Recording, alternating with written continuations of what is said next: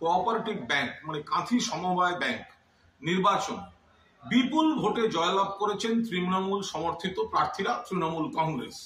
এবং এই কেন্দ্রীয় বাহিনী আনা, অমুক আনা, তমুক আনা, বিরোধীরা বিশেষ করে বিজেপি গোহারা হেরেছে। মোট 108টা আসনের মধ্যে 101টাতে তৃণমূল কংগ্রেস জয়ী হয়েছে এবং ডাইরেক্টরদের মধ্যে 15টি সিটের 15টাতেই তৃণমূল কংগ্রেস জয়ী হয়েছে।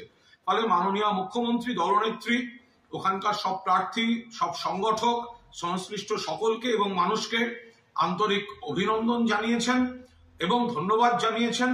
আরো ভালো করে কাজ করবে কাঁথি কোঅপারেটিভ ব্যাংক। এবং এর যে একটু ডিটেলটা আপনাদের একটু বলে দিই যে কোথায় কোথায় কি ডিফারেন্সটা হলো।